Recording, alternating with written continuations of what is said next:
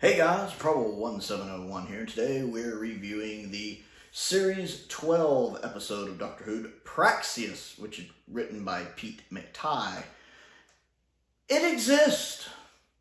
That's my best way to sum up Praxeus, my opinion on it. It's a story that exists. Now, this is only, I think, my second time watching this story. I watched it when it aired, and my opinion on Praxeus has always been, I don't think it's bad, I don't think it's good.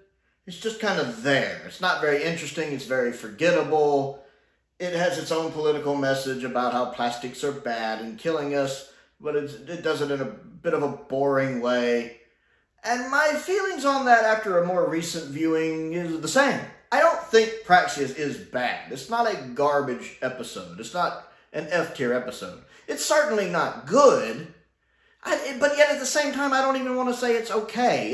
It exists. It's what I describe it the way I used to describe Terminus, if you want a classic Who comparison. Although I have grown to actually like Terminus. But for the longest time, my opinion of Terminus was, it's not good, it's not bad, it's just there, and very forgettable.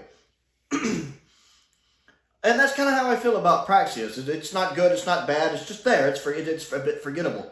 The performances are fine. I don't think anybody's winning BAFTAs here. But I don't think anybody's, it just took me completely out of the story either. None of the performances I thought were bad. They're serviceable. They're fine. They get the job done.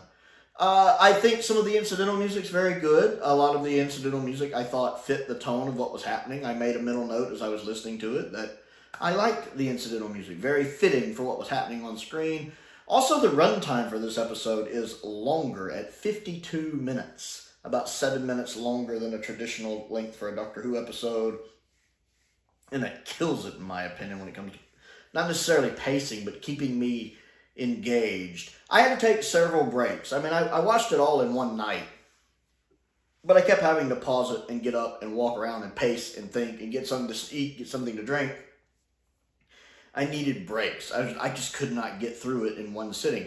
I can watch Inferno in one sitting. All right, I might take a little break or two for a few minutes in there.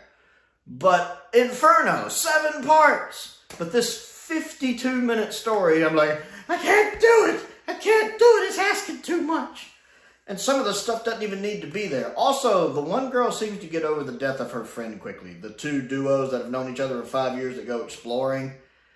She's a little upset about it at first, and then she kind of gets over it. Now, I think the episodes, what they're trying to do is the fact she's so caught up in events, because everything's kind of happening, well, in the universe so fast, but to me, not fast enough. But everything is kind of moving, that she's caught up in events, and plus, again, that's what she's used to doing, is going on adventures, so she can't help but get kind of caught up in the adventure of it all. That she's not having time to mourn her friend. But if that's the way they're trying to go about it, I feel like it communicates that in a very clunky manner. All I see is, if that was my best friend, I would be a lot more upset. While, of course, having my adrenaline up because I don't want to die, I'd still be very upset. So that kind of bothered me.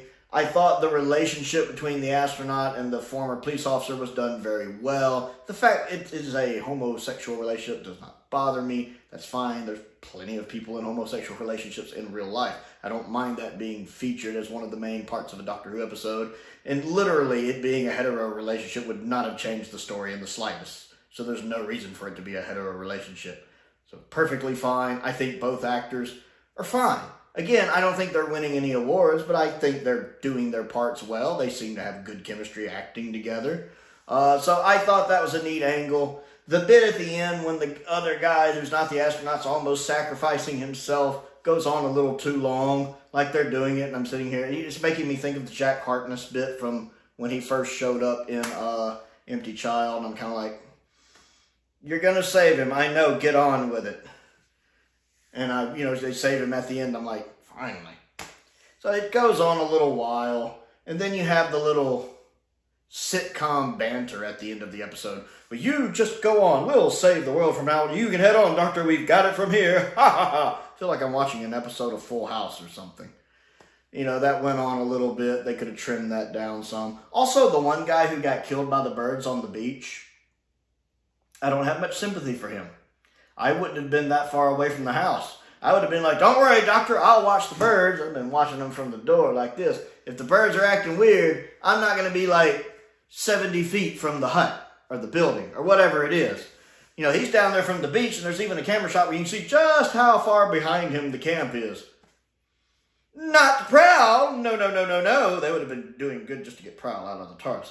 But I would have been right there by the building, ready to get in. So when he died, I was kind of like, well, he's stupid. I think the guys in the gas mask kind of have a creepy nature to them.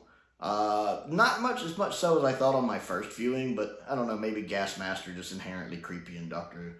And then the plague itself, they keep saying the plague is smart, but even with the dialogue, I never get that. It just feels more like a thoughtless virus to me than a bacteria. I mean, I get the dialogue's trying to play it smart, but it just doesn't work for me. I mean, honestly, at the end of the day, it's too long. You need to trim out a few minutes, make it a more standard episode length. And then some of the cinematography looks good. Some of the lighting looks a little weird, but some of the cinematography is good. I actually think Jodie is very good in this episode. I think she has several moments where she feels like the Doctor in this episode. So definitely a plus there. I can buy her as the Doctor in a large portion of this episode, which, again, plus. But if my thoughts on Praxeus have not changed, it's not a good episode. It's not a bad episode. It's there. It exists. It's one of those episodes you go back and rewatch once every 7 years, 8 years, something like that. I haven't watched that in about 7 years. Or if you're doing something, like you're doing a watch through where you're going from, whatever your starting point is all the way through, and you just happen to get to Praxeus, so it's part of your watch through. And that's really my thoughts on it. Praxeus! It exists! How's that for an endorsement?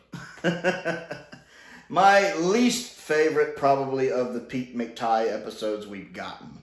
Because I do enjoy Lucky Day, and I do like Kerblam.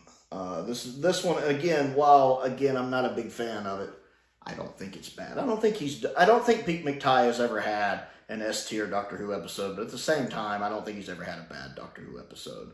So, Praxeus. What do you think of it? Comment down below and let me know. Don't forget to click the like button and the subscribe button as well. I also have a Patreon if you'd like to support me on that. There is a link to that down there. I want to give a shout out to some of my top tier patrons, Colin Coney, Androzani Major, Unknown289, and Finn Perkins. I appreciate their support, as I do the support of all of my patrons. I also have a P.O. box if there's anything you'd like to send me to look at and review. A link to the Amazon wishlist is down there. A link to the Amazon UK wishlist is also down there as well. Most importantly, thank you for watching.